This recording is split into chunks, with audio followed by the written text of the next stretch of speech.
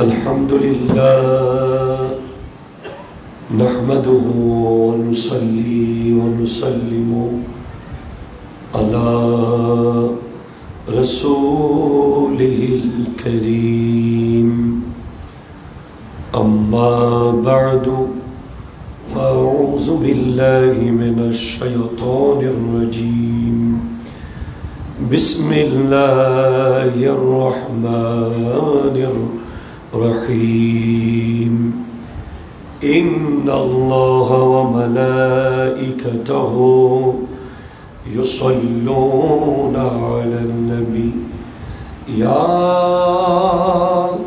أيها الذين آمنوا صلوا عليه وسلموا تسليما اللهم صل على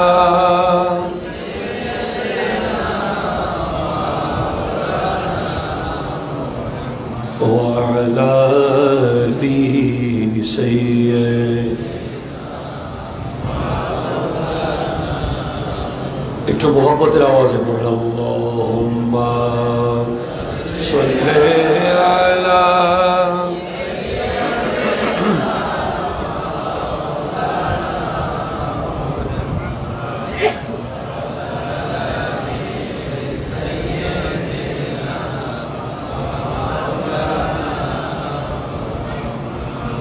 أعوذ بالله من الشيطان الرجيم بسم الله الرحمن الرحيم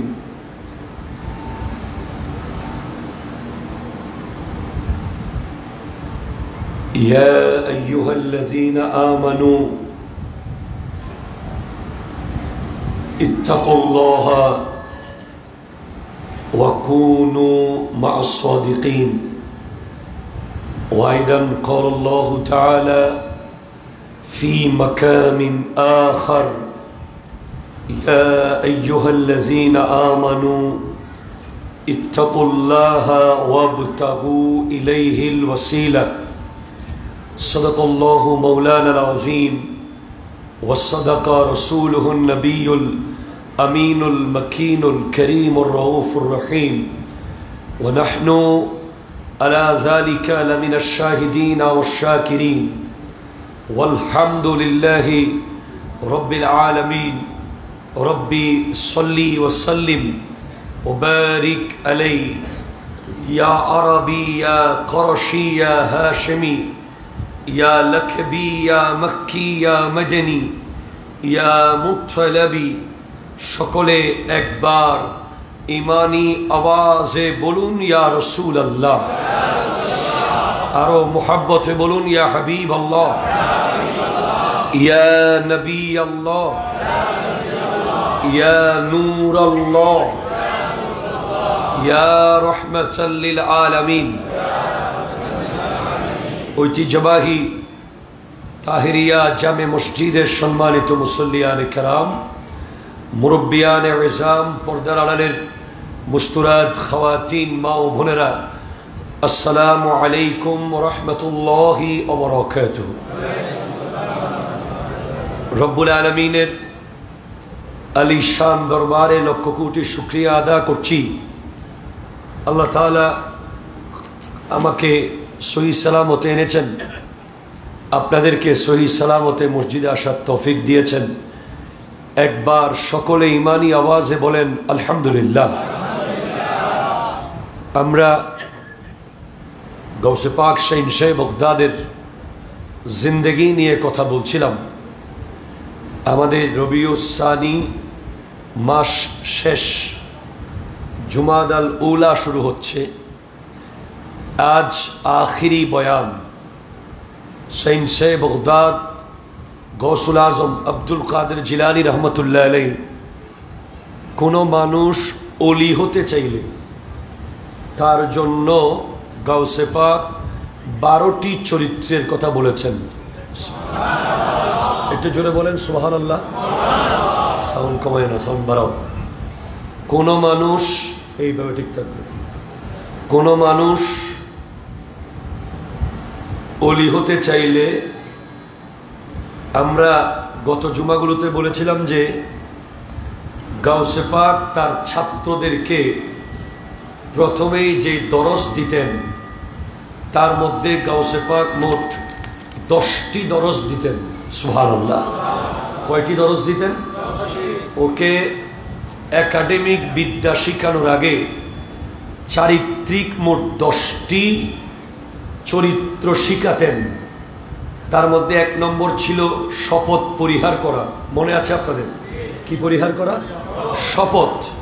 2 নম্বর ছিল মিথ্যা বর্জন। 3 প্রতিশ্রুতি পালন। 4 গালি, অশ্লীলতা, অসৎ চরিত্রতা থেকে বিরত থাকা। 5 বদদোয়া না করা। 6 মুসলমানদের বিরুদ্ধে কুফরি ফতোয়া না দেওয়া। 7 পাপ পরিহার করা। 8 মানুষের উপরে নির্ভর না করা। 9 লোভ পরিহার করা। 10 বিনয় এবং নম্রতা। একটু জোরে বলেন সুবহানাল্লাহ। আমরা জানি যে ওলি আল্লাহরা আমাদের দেশে তরুণ প্রজন্ম, যুব সমাজের মাথায় ঢুকিয়ে দেওয়া হয়েছে যে ওলি আল্লাহর দরবার মানে ভণ্ডামি, ওলি আল্লাহ মানে রং তামাশা। হ্যাঁ, অবশ্যই। এই যে রিসেন্টলি আপনারা দেখলেন লালন ফকিরের দরবার, আমরাও দেখেছি। ওখানে অনেক মানুষকে সাংবাদিক জিজ্ঞেস করতেছে, ভাই নামাজ পড়বেন না? উনি জবাব দিচ্ছে, আমাদের নামাজ লাগে না। তারপরে ও তাহলে করেন কি? বলে আমরা দেন করি। এগুলো হচ্ছে আন্তর্জাতিক খ্যাতি সম্পন্ন বন্ড। কথা জোরে বলেন, ঠিক কিনা? এইসব বন্ডামির সাথে আমাদের কখনো কোনো সম্পর্ক ছিল না, এখনো নাই। বলবেন না, কখনো ছিল না। বলেন, কখনো, এখনো, ভবিষ্যতেও থাকবে না। তুমি কত বড় ওলি আল্লাহ হয়ে গেছো যে, তুমি কোন লেভেলে ধ্যানবীর হয়ে গেছো যে তুমি আব্দুল কাদের জিলানির চেয়ে বড় হয়ে গেছো। আব্দুল কাদের জিলানী রহমতুল্লাহ আলাইকে যদি 11 বছর লাগাতার পাহাড়ে থেকে থেকে নামাজ পড়তে হয়েছে, 40 বছর এশার রুজু দিয়ে ফজরের নামাজ পড়তে হয়েছে, 15 বছর 2 রাকাত করে নামাজ পড়েছেন, এক খতম কোরআন শরীফ পড়ে পড়ে, যার গোটা জিন্দেগিতে নামাজ ছাড়া আর কিছু নাই, তুমি কোন লেভেলের আবার বন্ড হয়ে গেছো, ওলি হয়ে গেছো, তোমাকে ধ্যান করতে হবে। এসব বন্ডামির সাথে আমাদের কোনো সম্পর্ক, এগুলো জানিয়ে দেওয়া দরকার। কারণ আমাদেরকে অনেকে সাদা দেখে আপনি সবগুলোকে দই মনে করিয়েন না, ঠিক কিনা? কথা জোরে বলেন না। সব সাদা রঙের জিনিস দই হয় না। দই দই, সুন সুন। কথা কন। এখন আমাদের কাছে করে ঢুকাই দেয়, এরাও ওরা। আসলে নাই, কথা বলেন না। বন্ড বন্ড, সুন্নি সুন্নি, বন্ড বন্ড, সুন্নি সুন্নি, এটা মাথায় রাখতে হবে। সুন্নিরা বন্ড নয়, বন্ডরা সুন্নি সেজেছে। আপনি কিয়ামত পর্যন্ত আমাকে বুঝাইলেও আমি ওই হিয়াজুরি না মিয়াজুরি একটা আছে যে নামাজের মধ্যে কোরআন শরীফে নামাজ খুঁজে পাচ্ছে না, যার মরণের সময় ডুলবাসি বাজাইতে হবে, এই ধরনের বন্ডর সাথে আমাদের কখনো কোনো সম্পর্ক হবে না। এগুলো তওবা করে ফিরে আসতে হবে। আমি নাম বলতেছি না আপনাকে, আরো অনেক বড় বড় বন্ড যাদেরকে আপনারা মনে করেন যে আমাদের খুব কাছের মানুষ, স্পষ্ট এদের সাথে আমাদের কোনো সম্পর্ক নাই। আমাদের এই মার্কাজ, এই দরবার, এই মসজিদ, এই মাদ্রাসা, আমাদের সিলসিলা, গোটা বাংলাদেশে আমাদের প্রায় 200 মাদ্রাসা আলিয়ার কাছাকাছি আছে। সব মিলিয়ে প্রায় 1000 মাদ্রাসা এতিমখানা আছে এই দরবারের আন্ডারে। ওখানে বন্ডামির সাথে, ইসলাম বিরোধীর সাথে, শরীয়ত তরিকতের বাইরে এক জর্রা কোনো কিছু খুঁজে পাওয়া যাবে যাবে না। ক্লিয়ার? গত সপ্তাহে আমরা বলেছিলাম 5টা পর্যন্ত আমরা গিয়েছি। আজকে 6, 7, 8, 9, 10 এক লাইনে বলে দিব। 6 নম্বর ছিল যে কোনো মুসলমানকে বিরুদ্ধে কাফের ফতোয়া না দেওয়া। সুবহানাল্লাহ। এই শিক্ষা কার? আব্দুল কাদের জিলানী রহমতুল্লাহ আলাইহি ওনার ছাত্রদেরকে ওনার শ্রোতাদেরকে শিক্ষা দিতেন। 6 নম্বর শিক্ষা ছিল যে কোন মুসলমানকে কখনো কাফের ফতোয়া দিবা না। তো আমাদের দেশে এক ধরনের আলেম আছে যারা কাফেরের ফতোয়া দেওয়ার বিশাল ফ্যাক্টরি নিয়ে বসে আছে, ঠিক কিনা বলেন? কথায় কথায় কাফের। হ্যাঁ, মিলাদ কিয়াম করছি কাফের, দুরুদ সালাম পড়ছি কাফের, জুলুস করছি কাফের, ওলি আল্লাহ জিয়ারত করছি, ঠিক কিনা বলেন না? বলেন না? কিছু করলেই ওনাদের মুখে রেডি কাফের। মনে রাখবেন, আমার নবী স্পষ্ট বলেছেন যে আমার উম্মত সহজে কাফের হবে না। কি হবে না? যে কাফের হওয়া সহজ কাজ না, কাফের হওয়া অনেক কঠিন কাজ। আমার উম্মত কাফের হবে না, কিন্তু মুনাফিক হওয়ার সম্ভাবনা বেশি, ঠিক কিনা? কথা জোরে বলে। কাফের এত সহজে হওয়া যায় না। আপনি কাউকে যে কাফের বলে দেবেন, যদি সে কুফুরি না করে থাকে তাহলে আপনি নিজে কাফের হয়ে যাবেন সাথে সাথে। এজন্য গাউসে পাক বলেছেন, খবরদার, আমার দয়াল নবী স্পষ্ট হাদিস, সহিহ বুখারী 6103, সহিহ মুসলিম 119, ইজা ক্বালা আর-রাজুলু লিআখিহি ইয়া কাফিরু ফাকাদ বাআ বিহি আহাদুহুমা। যদি কেউ তার ভাইকে বলে হে কাফের, তবে উভয়ের একজন সেই নামে চিহ্নিত হবেই হবে। আপনি কি বুঝলেন? যদি কেউ তার মুসলমান ভাইকে কাফের বলে ডাকে, তাহলে উভয়ের একজন অবশ্যই কাফের হবে। কেমনে? যাকে ডাকলো সে যদি কাফের না হয়, যে ডাকলো সে হবে। কথা কি আপনি বুঝতে পেরেছেন? একেবারে বুখারীর হাদিস 6103, 119 নম্বর সহিহ মুসলিমের হাদিস, যে কোনো মুসলমান আরেক মুসলমানকে কাফের যদি ডাকে, এতক্ষণ দুজনের একজনও কাফের ছিল না। কথা বলেন না, ঠিক কিনা? এতক্ষণ দুজনের একজনও কাফের হয়তো ছিল না, কিন্তু ডেকে ফেলার পর অবশ্যই একজন কাফের হয়ে যাবে। যদি যাকে ডাকছে সে কাফের হয় সে হবে, অথবা যে ডাকছে সে কাফের হলে সে কাফের হয়ে যাবে। কথা কি বুঝতে পেরেছেন? হ্যাঁ, সেজন্য সাবধানে বলতে হবে। এরপর 7 নম্বর, পাপ পরিহার করা। কি পরিহার করা? পাপ। দেখেন, আপনি বর্তমানে যেসব মানুষদেরকে ওলি মনে করেন, যেসব ভণ্ডদের মাজারে আমাদের মানুষ মা বোনেরা গিয়ে পড়ে থাকে, এই যে লালন ফকিরের কি জানি মাজার না দরবার না মেলা না কি জানি, লালন সম্পর্কে আমার কোনো ধারণা নাই তেমন, আমি ওনাকে নিয়ে কিছু বলবো না, কিন্তু ওনার বিষয়টাকে নিয়ে যেভাবে আয়োজনটা হয়, ওখানে গাঁজা নিয়ে কথা উঠেছে সাংবাদিকরা, তো একজন বলতেছে গাঁজা বন্ধ করে দিলে এখানে আর কেউ আসবে না। কথা শুনে কোন না, ঠিক কিনা? এরপরে বলতেছে গাঁজা নাকি কোনো নেশা না। বলে নেশা কি?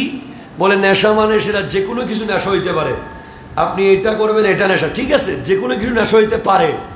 এখন ওনারা মতবাদ ওখানে সৃষ্টি করেছে, গাঁজা এটা গাছে ধরে, মদ গাছে ধরে না, ইয়াবা গাছে ধরে না, তার মানে গাঁজা যেহেতু গাছে ধরে, গাঁজা হলো আল্লাহর নিয়ামত। নাউজুবিল্লাহ, জোরে বলেন না।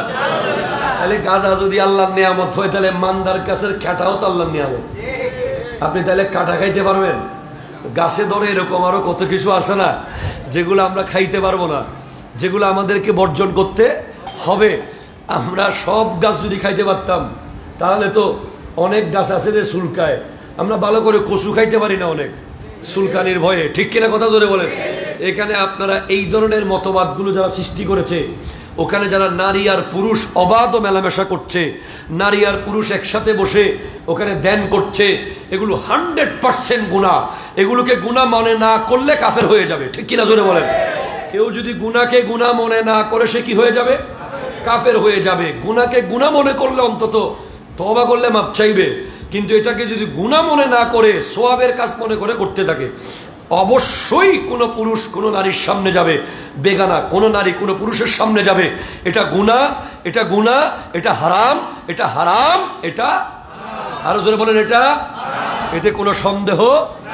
পুরুষেরও পর্দা আছে, নারীরও পর্দা আছে না নাই? কথা বলেন আছে, মাথায় রাখতে হবে।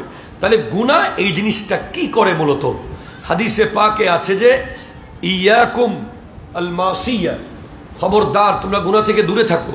নবীজির একটা বিশাল লম্বা হাদিস, নবীজি বলেছেন ওয়ালা তুশরিক বিল্লাহি শাইয়ান ইন কুতিলতা আও হুররিকতা ওয়ালা তাউক্কান্না ওয়ালিদাইকা ইন আমারাকা ইন তাখরুজা মিন আহলিকা ওয়া মালিক ওয়ালা তাতরুকান্না সালাতান মাকতুবাতান মুতাআম্মিদান ফাইন্না মান তারাকা সালাতান মাকতুবাতান মুতাআম্মিদান ফাকাদ বারিয়াত মিনহু জিম্মাতুল্লাহ ওয়া ইয়াকা ওয়াল মাসিয়া, ওয়া ইয়াকা, আমার মুখে মুখে বলেন ওয়া ইয়াকা ওয়াল মাসিয়া ফাইন্না বিল মাসিয়াতি হাল্লা সাখাতুল্লাহি আজ্জা ওয়া জাল্লা। তোমরা গুনাহ থেকে দূরে থাকো। গুনাহ থেকে কেন? গুনাহ আল্লাহর রাগ বাড়িয়ে ফেলে। কি বাড়িয়ে ফেলে? আল্লাহর ক্রোধ। আল্লাহর ক্রোধ। বান্দা যখন একের পর এক গুনাহ করে, গুনাহ মানে অস্বীকার করা, গুনাহ মানে না মানা, গুনাহ মানে অহংকার করা, গুনাহ মানে পাত্তা না দেওয়া, গুনাহ মানে ভয় না পাওয়া। ঠিক কিনা জোরে বলেন? আপনি আপনার শিক্ষককে যখন ভয় পান না, আপনাকে বেদ দিয়ে শাসন করা হয়, আপনি আপনার বাবা মাকে যখন অস্বীকার করেন, অবমাননা করেন, তখন তারা আপনাকে চোয়ার বা থাপ্পড় দিয়ে শাসন করে। কিন্তু আপনি যখন আল্লাহর বিরুদ্ধে যান, আল্লাহ এত দয়াবান যে আল্লাহ যদি আপনাকে শাস্তি দেওয়া শুরু করে, তাহলে আসমান ভেঙে ফেলে দিতে হবে। আল্লাহ যত বড় আজিম শান, শাস্তিও তত বড় হবে না? ঠিক কিনা জোরে বলেন? কিন্তু আল্লাহ সেটা করেন না। সেজন্য আল্লাহ কেন করেন না? আল্লাহ দয়াবান, সেজন্য করেন না। আল্লাহর নবীর দিকে তাকিয়ে আল্লাহ করেন না, যেহেতু রহমাতুল আলামিন জমিনের মধ্যে শুয়ে আছেন মদিনাতুল মুনাওয়ারায়, রহমাতুল আলামিনের কারণে আল্লাহ করেন না। এছাড়া আমাদের মধ্যে অনেক এমন মুসল্লি আছে, এমন আশেক আছে, যারা সারা দিন দরুদ শরীফ পড়ে। এটা জোরে বলেন সুবহানাল্লাহ। আরেকবার বলেন আল্লাহুম্মা।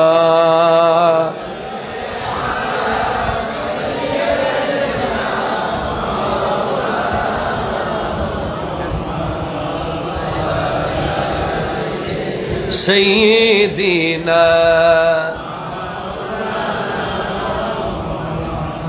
যত বেশি দরুদ পড়ে তত নবীজির কাছাকাছি যাওয়া যায়। একবার দরুদ পড়েছেন, নবীর দিকে আপনার এক কদম নবীজির কাছাকাছি গেছেন। তো নবীজির দিকে যাওয়া মানে আল্লাহর রহমতের দিকে যাওয়া। কারণ আল্লাহর সর্বশ্রেষ্ঠ রহমত হলো আমার নবী। ঠিক কিনা জোরে বলেন না? সেজন্য অনেক বান্দা আছে যারা সারাক্ষণ দরুদ পড়ে, আর এদের কারণেও আল্লাহ আযাব দেয় না। একটু জোরে বলেন সুবহানাল্লাহ। ধরেন আপনি গুনাহ করতে করতে আল্লাহর রাগ ভারী হয়ে গেছে, কিন্তু আপনার আশেপাশে এমন এক বান্দা থাকে, চলাফেরা করে, আপনার বন্ধু আত্মীয় স্বজন, যে সব সময় দরুদ পড়ে, আল্লাহর জিকির করে, ওনার দিকে তাকিয়ে আল্লাহ আপনাকেও রক্ষা করেছে। সেজন্য গুনাহ থেকে দূরে থাকতে হবে। গুনাহ আল্লাহর রাগ বাড়িয়ে ফেলে। এরপরে মানুষের উপর নির্ভর না করা। কাউসে পাকের শিক্ষা হলো মানুষের উপর আপনি নির্ভর করবেন না। আপনি নির্ভর করবেন কার উপর? ওয়ামাই ইয়াতাওয়াক্কাল আলাল্লাহ ফাহুয়া হাসবুহু। জুড়ে বলেন সুবহানাল্লাহ।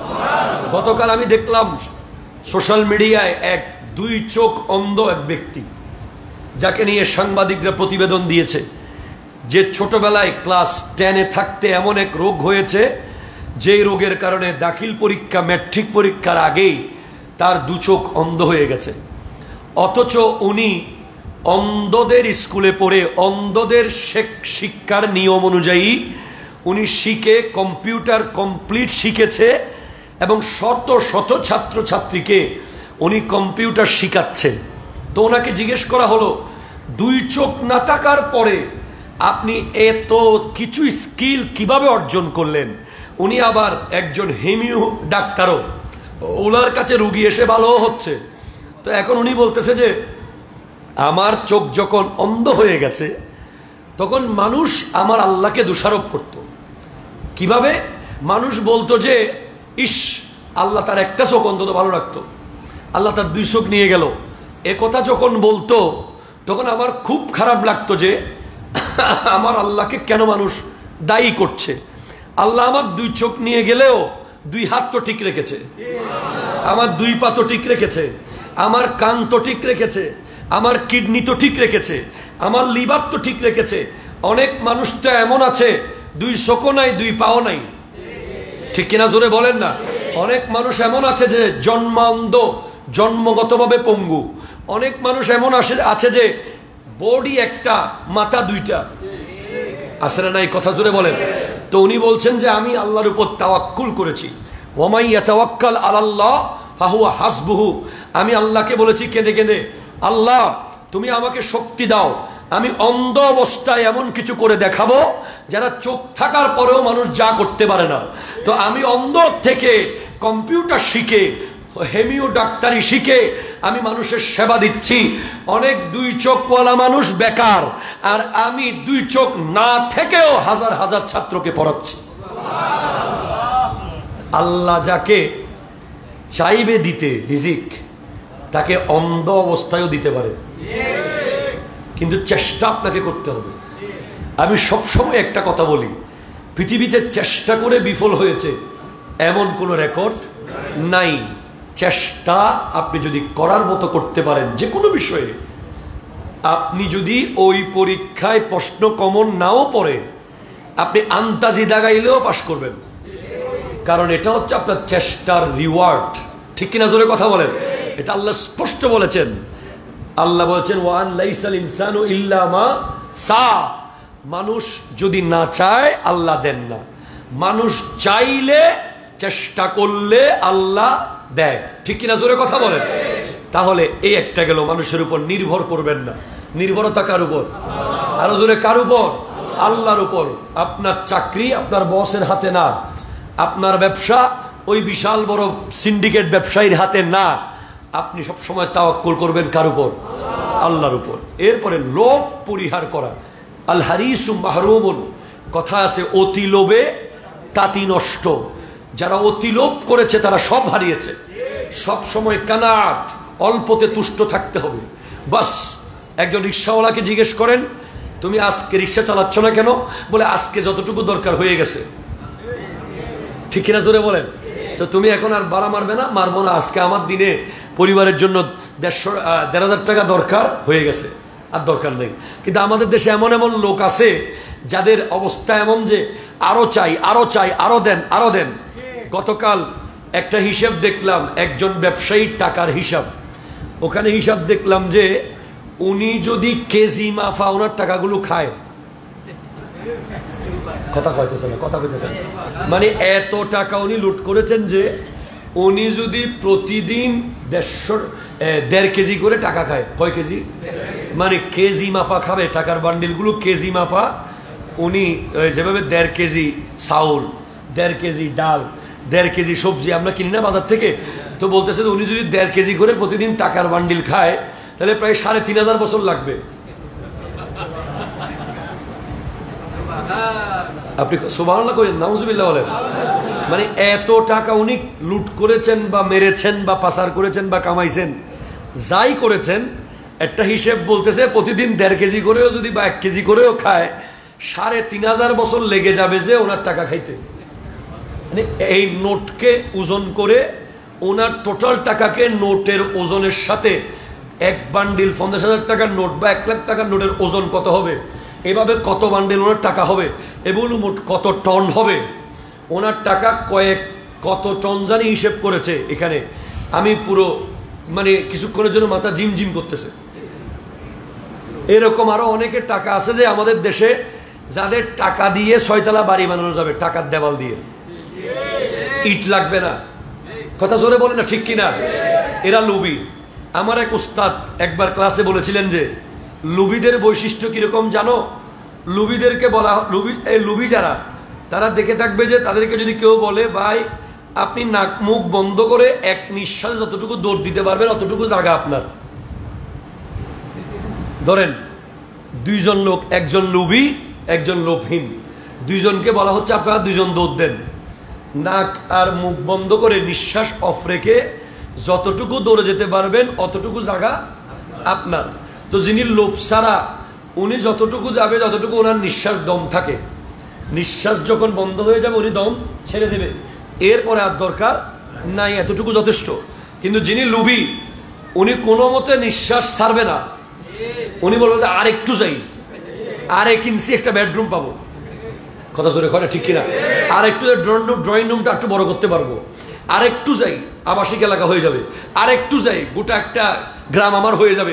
যাইতে যাইতে নিঃশ্বাস তো ছাড়তেছে না, কারণ আরেকটু গেলে আরো পাচ্ছে, আরেকটু গেলে শেষ পর্যন্ত ওই পারে যাইয়া ডাইরেক্ট মারাই গেল, কথা জোরে বলেন না ঠিক কিনা। এই লোভী হলো সেরকম। এই লোভ পরিহার করার জন্য আব্দুল কাদের জিলানী রহমতুল্লাহ আলাইহি শিক্ষা দিয়েছেন। ছাত্র জীবনে অনেকের, আমাদের ছাত্ররা যারা তারা অনেক গরিব থাকে, তাদের অনেক সময় দেখা যায় টাকা নাই, তাদের চলার কষ্ট হয়ে যায়। আশেপাশে বন্ধু পয়সাওয়ালার পোলা, তার পকেটে টাকা থাকে, আশেপাশে তার ক্লাসমেট বড় লোকের ছেলে টাকা থাকে, তার লোভ লাগতে পারে, অথবা কোনো আত্মীয় স্বজনের বাড়িতে গেছে কোনো একটা জিনিস দেখলে লোভ লাগতে পারে, অথবা একটা মানুষ মাহফিলে গেছে বিরিয়ানি দেখলে, আমরা বিরিয়ানির লোভ কিন্তু মারাত্মক লোভ। এক সময় দেখতাম যে হাঁটুকে সোজা করে দিত এইভাবে দিয়া, এখানে একটা টুপি দিত, কয় এ একজন আমি একজন, কথা কোনো ঠিক কিনা জোরে বলেন না, এ একজন কই এদিকে একটা বিরিয়ানি দেন আর আমার আর একটা দেন, এরকম 2 প্যাকেট বিরিয়ানি নেওয়ার লোভ আছে না নাই, কথা জোরে বলেন না।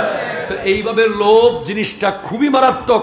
তো এই লোভ থেকে যারা মাহরুম, যাদের লোভ নাই, তারাই আলেম হবে, তারাই ওলি হবে। এটা জোরে বলেন না সুবহানাল্লাহ।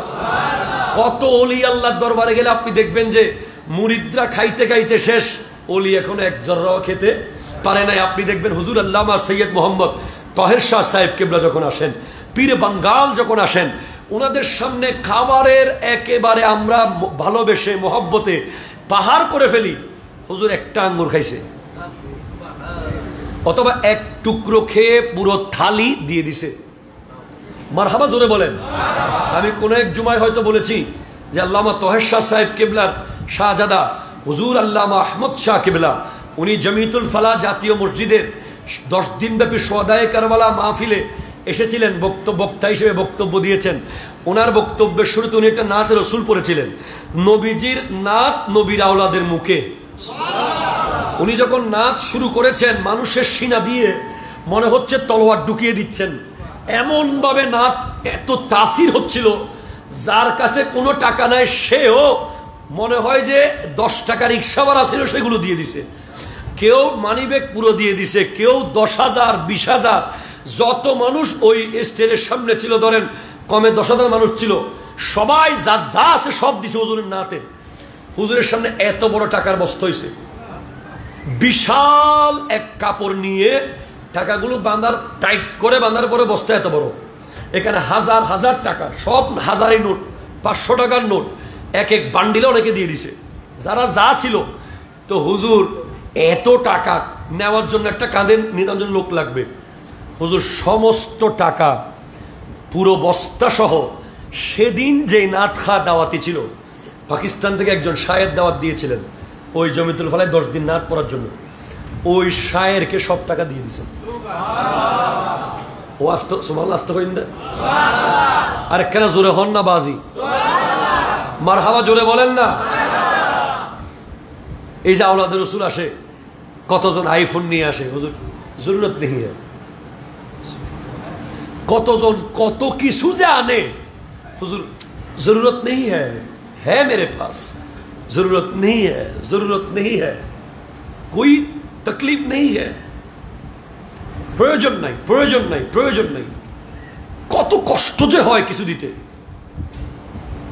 লুবি কখনো অলি হয় না, ঠিক কিনা কথা জোরে বলেন। লুবি কখনো অলি হবে না। বাস সর্বশেষ হলো বিনয় এবং নম্রতা। বিনয় এবং নম্রতা, যার কাছে বিনয় নাই সে কোনো দিন সমাজে, দেশে, রাষ্ট্রে, ঘরে, বাইরে, কোথাও সে কোনোদিন শানদার কিছু হতে পারবে। যত বিনয়, বলা হচ্ছে মান তাওয়াদা লিল্লাহে রফাহুল্লাহ, যে ব্যক্তি আল্লাহর জন্য নিজেকে ছোট করে রাখে, আল্লাহ তাকে বড় করে দেয়। বিনয়, বুক ফুলিয়ে সিনা চেতিয়ে চোখ লাল করে কথা বলার মধ্যে কোনো সম্মান নাই। বিনয়ের সাথে কথা যদি বলেন, জানাজায় মানুষ বাড়বে। ঠিক কিনা জোরে বলেন না? জানাজায় মানুষ বাড়ানোর উপায় হলো বিনয়। আপনি মারা গেলে লোক আপনার জানাজায় দুই ধরনের হবে। একটা হবে আচ্ছা ঠিক আছে দোয়া করতেছি, আর একটা হলো অবশ্যই যাব। যারা বিনয়ী তাদের জানাজায় মানুষ বেশি হয়। লোকটা অসম্ভব বিনয়ী, অসম্ভব ভালো মানুষ, কখনো রেগে মেগে অহংকার করে কথা বলতো না, এত ভালো মানুষের জানাজায় আমি যাব। ঠিক কিনা জোরে বলেন? এরপরে গাউসে পাক শাহীন শাহ বাগদাদ মোট 12টা চরিত্রের কথা বলেছেন। যেই 12টা চরিত্র যেই ব্যক্তির মধ্যে থাকবে সে অবশ্যই একদিন ওলি হবে। সুবহানাল্লাহ বলতেছেন না? কয়টা চরিত্র? আপনি নিজের মধ্যে দেখবেন এই 12টা আছে কিনা। যদি 12টা থাকে তাহলে বুঝবেন যে আপনি ওলি। কেউ আপনাকে সাইনবোর্ড দিয়ে ওলি বলতে হবে না। সুবহানাল্লাহ কয় না? প্রথম 2টা চরিত্র হলো আল্লাহর, 2টা আল্লাহর গুণ, 2টা নবীর গুণ, 2টা সিদ্দিক আকবরের গুণ, 2টা ফারুকে আজমের গুণ, 2টা উসমান জুন্নুরাইনের গুণ, 2টা মৌলা আলীর গুণ, মোট 6 জাতের 2টা করে 12টা গুণ। কয়টা গুণ? 12টা গুণ যে ব্যক্তির কাছে থাকবে সে ওলি। ওনাকে সাইনবোর্ড লাগিয়ে, খানকা বানিয়ে, দরবার বানিয়ে, আশেপাশে মুরিদ রেখে, খাদেম দিয়ে পাবলিসিটি করে ওলি বুঝাইতে হবে না। এই 12টা গুণ যার কাছে বিদ্যমান উনি ওলি, উনি ওলি, উনি ওলি। আমাকে বলতে হবে এটা ওলিদের যিনি শিরোমণি ইমামুল আউলিয়া বলে দিয়েছেন উনি ওলি। তাহলে 12টা গুণ কি কি? আল্লাহর 2টা গুণ হলো গাফফার এবং সাত্তার। গাফফার মানে ক্ষমাশীল, সাত্তার মানে দোষ গোপনকারী। যেই ব্যক্তি মানুষকে ক্ষমা করে, মানুষের দোষ গোপন করে। কয়টা গেল? 2টা। রউফ, 2টা গুণ নবীজির, রউফ এবং রহিম। দয়াবান এবং মায়াশীল, যার কাছে দয়া আছে আর মায়া আছে। এটা জোরে বলেন না সুবহানাল্লাহ। সিদ্দিক আকবরের 2টা গুণ, সাদেক মুসাদ্দেক, সত্য কথা বলা, সত্যকে সত্য বলে মেনে নেওয়া। সুবহানাল্লাহ জোরে বলেন। ফারুকে আজমের 2টা গুণ, আদেল, ন্যায় বিচার, আর আমর বিল মারুফ নেহি আনিল মুনকার, সৎ কাজের আদেশ দেওয়া, অসৎ কাজে নিষেধ করা। এই 2টা গুণ থাকতে হবে। উসমান জুন্নুরাইন রাদিয়াল্লাহু তাআলা আনহুর 2টা গুণ, একটা হলো সাখাওয়াত আর একটা হলো তেলাওয়াত। এটা জোরে বলেন নাই সুবহানাল্লাহ? সাখাওয়াত, তেলাওয়াত। আমি সাখাওয়াত থেকে একটু যাব।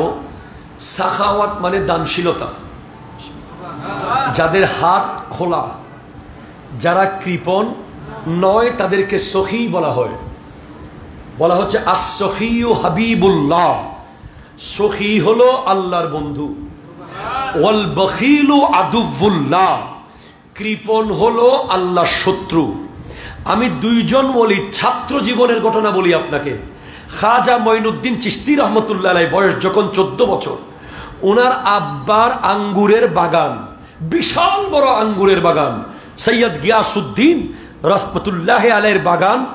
গোটা আঙ্গুরের বাগান বিক্রি করে সমস্ত টাকা গরিব দুঃখী মিসকিন ফকির মসজিদ মাদ্রাসায় দান করে দিয়েছেন।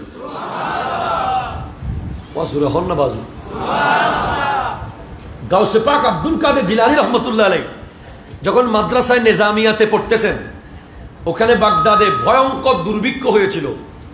ওনার আম্মা ওনার জন্য টাকা পাঠাইছে একটা লোককে দিয়ে। কোনো মতে ওই লোক গাউসে পাককে খুঁজে পান নাই। এক সময় গাউসে পাক ক্ষুধার জ্বালায় মসজিদে গিয়ে শুয়ে আছেন, টাকা নাই, ছাত্র। ওই লোক মসজিদে যাওয়ার পর দেখে যে একটা ছাত্র শুয়ে আছে। বলে, ভাই আমার কাছে কিছু টাকা আছে, যার নাম মহিউদ্দিন, আপনি কি একটু বলতে পারবেন ওনাকে কোথায় পাবো? বলে, উনি কোথাকার মহিউদ্দিন? বলে জিলানের মহিউদ্দিন। বলে আমি জিলানের মহিউদ্দিন। তো বলেন কি জন্য? বলে ওনার মা ওনার জন্য টাকা পাঠাইছে, আমি ওনাকে বহুত খুঁজছি, টাকাগুলো দিতে পারি নাই। বলে কি, তাড়াতাড়ি দেন আমাকে টাকা, আমি সেই জিলানের মহিউদ্দিন। বলে আমি তো কিছু খরচ করে ফেলেছি। বলে কোনো অসুবিধা নাই, লাগলে আরো খরচ করেন, তাও এগুলো আমাকে দেন। গাউসে পাক নিজের জন্য খাবার না কিনে দুর্ভিক্ষে কবলিত মানুষের ঘরে ঘরে গিয়ে টাকা দিয়ে আসছেন। আল্লাহু আকবার, ইয়া রাসূলুল্লাহ।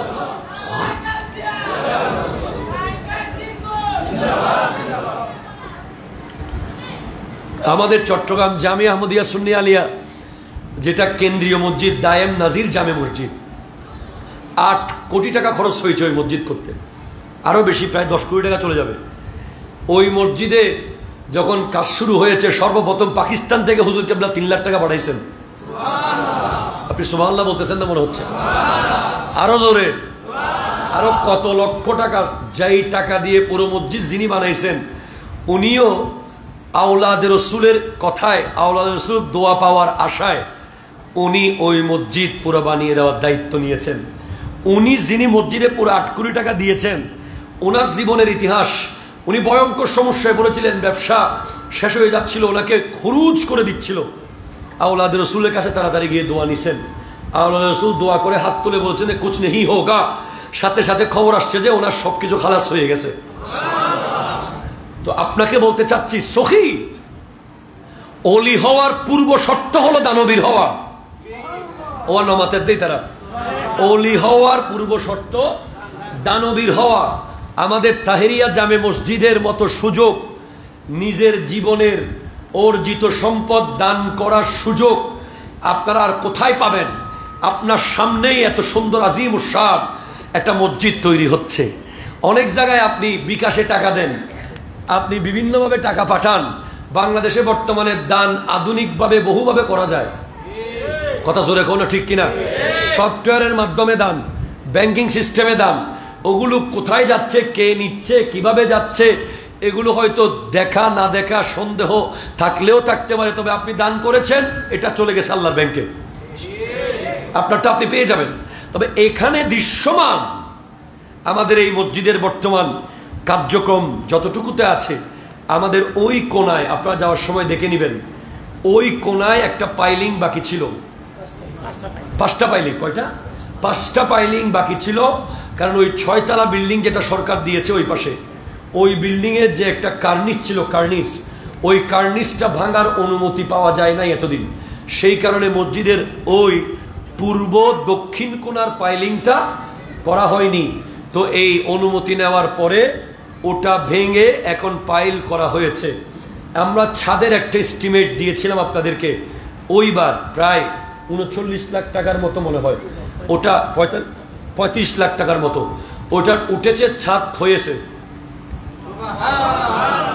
ওটা যতটুকু উঠেছে আর কি, পুরো তার উঠে নাই, যতটুকু উঠেছে ছাদ, কিন্তু ঢাকা থেমে গেছে, ছাদ থামে না এখন, না ঢাকা থেমেছে, ছাদ কি থেমেছে? ছাদ রেডি, ঠিক কিনা জোরে কথা বলেন? আপনারা যাওয়ার সময় একটু ওইভাবে তাকাবেন ছাদের দিকে, আল্লাহর ঘরের দিকে তাকাইলেও সওয়াব, ঠিক কিনা কথা বলেন না? এটা আল্লাহর নিদর্শন ভাই। এখন ছাদের পরে আপনাদের থেকে আমরা কারো কাছে টাকা চাই নাই, চাইছিলাম আমরা ছাদের পরে আর টাকা কালেকশন করি নাই, কিন্তু ছাদ করার পরেও আমাদেরকে আবার 5টা পাইল করতে হয়েছে। আপনারা লাস্ট জুমাতে দেখেছেন বড় বড় বিশাল বড় বড় পাইলিং কাজ চলতেছিল। তো সেখানে 8,25,000 টাকা আমাদের এখন ইমিডিয়েটলি লাগতেছে মসজিদে, না হলে পুরো মসজিদের কমিটি, মুসল্লি, আমরা সবাই অপমানজনকভাবে সমস্যায় পড়ব। বারবার টাকার জন্য প্রেশার ক্রিয়েট করা হচ্ছে। আল্লাহর ঘরের জন্য এই মুহূর্তে 8.5 লাখ টাকা খুবই দরকার। আমরা সবাই যখন সব জায়গায় শেষ হয়ে যাবে আমাদের ফান্ড, তখনই আমরা দৌড়ে আসবো মুসল্লিদের কাছে। আপনারা কি সহযোগিতা করবেন না? একটু জোরে বলেন, করবেন না? এই মসজিদের সম্পূর্ণ কাজ, কত টাকা কোথায়, একটা পয়সা কোন জায়গায় খরচ হয়েছে, এই সব হিসেব আমাদের কাছে আছে, এবং বিশেষ করে আমার কাছে আছে। যেহেতু আমি আপনাদের কাছ থেকে টাকা তুলেছি, আমার মুখ দিয়ে সর্বপ্রথম এই মাঠে 1.5 কোটি টাকা উঠেছিল প্রথম মাহফিলে, এই মাঠে যখন খোলা ছিল এই মাঠ। সেজন্য আমি জিম্মাদার আপনাদের, আপনারা যে কেউ যে কোনো সময় যদি হিসেব চান দেখানোর জন্য আমরা প্রস্তুত। আল্লাহ কবুল করুক, আমিন জোরে বলেন। তো এই মুহূর্তে আমাদের 8,25,000 টাকা দরকার। আমার ভাইয়েরা একটু হাত বাড়ান, বিসমিল্লাহ করে হাত বাড়ান, আমি নিজেও দেব।